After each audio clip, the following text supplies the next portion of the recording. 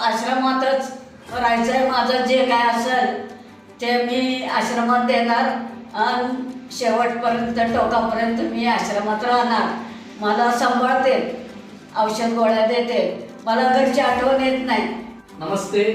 आज आपण सांगोलमधील मातोश्री वृद्धाश्रम राहुल जाधव सर त्यांची मातोश्री यांच्या माध्यमातून हे वृद्धाश्रम चालवलं जात आहे. सांगोलमधील हे प्रसिद्ध वृद्धाश्रम आहे. याच्यामध्ये आज उषा विलास बडवे या आजी या आश्रमात आहेत. 3 मुलं आहेत. तिन्ही मुलं सांभाळत नाहीत. जोपर्यंत पैसे होते 5 लाख रुपये त्यातले 3 लाख रुपये त्यांनी संपवले आणि तिन्ही मुलांचा सांभाळ करून तिन्ही मुलांची शिक्षण करण्याचं काम या आई साहेबांनी केलं. परंतु या मुलांनी आपल्या आईला वाऱ्यावरती सोडलं. मी 17 साली ज्या वेळेला वृद्धाश्रम ओपन झालं ना त्या वेळेला मी मळ्यातच आले होते. मी एकटीच होते. तुम्हाला इथं मदत कुणी केली येण्यापर्यंत आश्रमात येण्याची? म्हणजे किशोर इथं तहसीलदार होता, त्याच्या सहकार्याने. आणि पंढरपूरला आश्रम आहे कृष्णहरी. कशासाठी तुम्ही आला आश्रमात इथं? कशासाठी आला म्हणजे मला त्रास द्यायला मालक पैसा करता.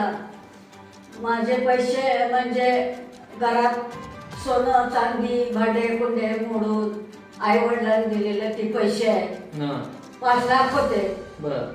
मुलांना खर्च केले, मालकाला खर्च केले, 3 संपले. नातूचं शिक्षण केलं, नातीला लग्नाला खर्च केला, 3 संपले. मग आता 2 मागजोळ आहेत. मला नको का?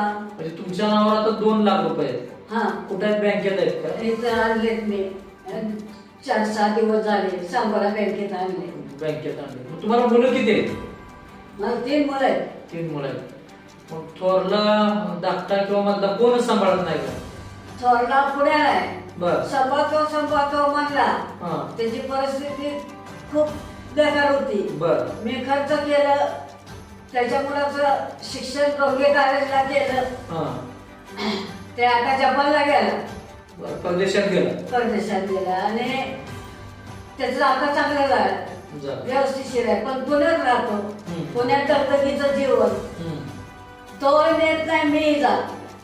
आणि 2 नंबरचा मुलगा इथं लाजवर आहे.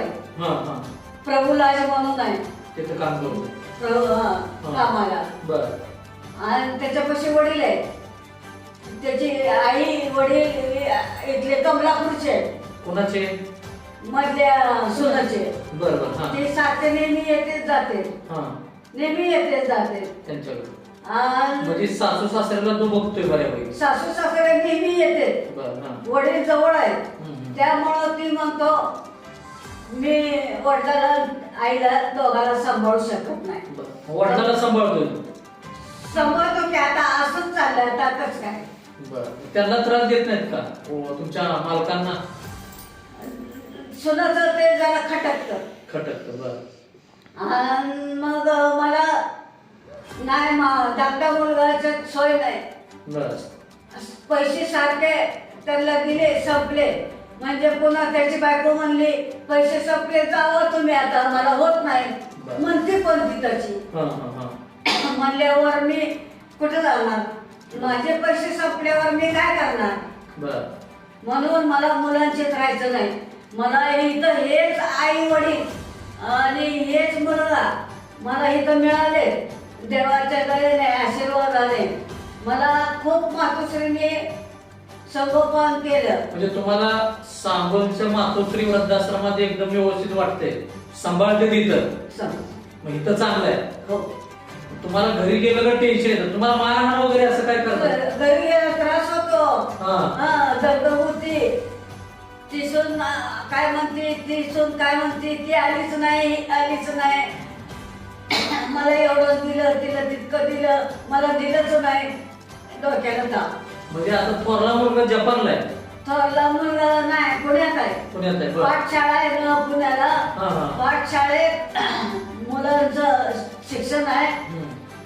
शिकवतात, स्वयंपाक करून नवरा बायको वाढते हम्म. आणि जपानला त्याचा मुलगा गेलाय.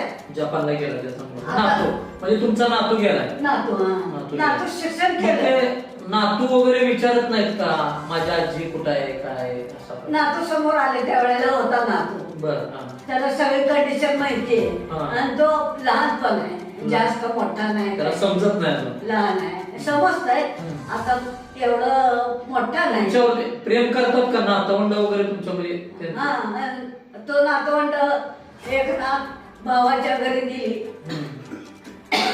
चांगले आहे. मग तुम्हाला आता जायची इच्छा नाही का माघारी? तुमच्या घरी परत जायची इच्छा आहे का नाही? नाही, मी आता गेलेले परत आले. बरं. मी गेले मग गेसगे वकील हा. ज्योत्स्ना बरं. लहानपणापासून घर लव आहे. हा. मग तिच्या घरी गेले, म्हणलं ज्योत्स्ना मला असं असं त्रास व्हायला आहे, मला असं करायचंय. हम्म. तर बर म्हणली आत्या, मी तुमचं काम करते, सवरते. आणि मग तिनं सगळं सांगितलं, वकिलाच्या ह्याच्यात सगळं सांगितलं. तरी मी तिला ऐकच ना. बरं. म्हणताना तिला इथं मी घेऊन आले. मी बँकेत गेले, माझ्याच नावावर आहेत पैसे हा. आणि माझेच आहे. आई शपथ, मी बरं. खोटं बोलत नाही, बरं. माझेच आहेत. हा. मालकाचा मुलांचा संबंध नाही. बरं. मुलांनी मला काही केलं नाही. मला त्यांची साडी चोळी माहिती नाही. बरं. मुलांचं मला काही माहिती नाही. माझं मी स्वतः आई वडिलाच्या जीवावर मी त्यांना खाण्याची भ्रांत होती, मी त्यांना सांभाळलं. हम्म. मला काही एक लागलं नसल. हो बरोबर. मी शिक्षणाला एकाला नाशिकला ओझरला ठेवलं. हम्म. एका वर्षाकरता ते आला थोरला मुलगा आणि दुसऱ्या मुलाला बीडला ठेवलं. ते पण आला, राहिले नाही. ते शिकले नाही. शिक्षणासाठी धडपड केली पण शिकले नाही. मग नातू तरी हुशार आहे, शिकावं म्हणून त्याला खर्च करून त्याला शिकवलं. तोपर्यंत मी मुलाजवळ राहिले. मी आधी कुठं पण राहत होते, बरं. 2-2, 3-3, 4-4 महिने. हम्म. मी वडिलाच्या घरी राहिले होते 2 महिने. तिथनं मला मुलाने आणलं. मुलाने आणून मला घरी सोडलं. तिथं पण मला पुन्हा त्रास व्हायला लागला. त्रास व्हायला लागला म्हणजे नेमकं काय होते? मारतात का? खाण्यापिण्याचा त्रास. खाण्यापिण्याचा त्रास होतो. मला काय म्हणायला लागले हा. मुलाला, माझ्याजवळ आहे, हम्म. आपण तिला देऊ आणि तिचे पैसे आपण दोघं नेहमी घेऊ. बरं. 26 जानेवारीला म्हणजे एकदम आतापर्यंत तुमच्याकडे 5 लाख होते, 3 लाख रुपये यांनी गोड बोलून आतापर्यंत संपवले. संपलं. प्रपंच पोराला घेऊन गेलं. आता भविष्यात तुम्ही बँकेत ठेवले, हा 2 लाखाचं करायचं काय आता भविष्यात? 2 लाखाचं करायचं काय म्हणजे मी आश्रमात मरुस्तोर कायमस्वरूपी राहणार. त्याच्या पाठीमागे मला इथं आश्रमासाठी द्यायचे. बरं. मी इथं आश्रमासाठी देणार. माझं सगळं संगोपन इथंच व्हावं अशी माझी इच्छा आहे. मला इथं आराम वाटतंय. आज 5-7 दिवस झाले मी आले. मला खूप मुलाची त्रास झाला, झोप नाही व्हायला. आता परत जायची इच्छा नाही. नाही जायची इच्छा, आता जाऊच वाटाना. ठीक. मग कुठं मला चांगल्या ठिकाणी कुठं तर राहायचं ना. ठीक आहे, म्हणजे इथं तुम्हाला व्यवस्थित वाटतंय सर? आहेत सगळे संपादते. बरं. मॅडम आता मॅडम आल्या का, मॅडम पण छान आहे का. मातोश्री तर मला जीवदान दिले त्यांनी. आणि साहेबांनी तर 3-4 वेळा मरणात ना एका फोनवर साहेब आणि आई दोघं जण मला घेऊन जायला आले. मी हे विसरू शकत नाही.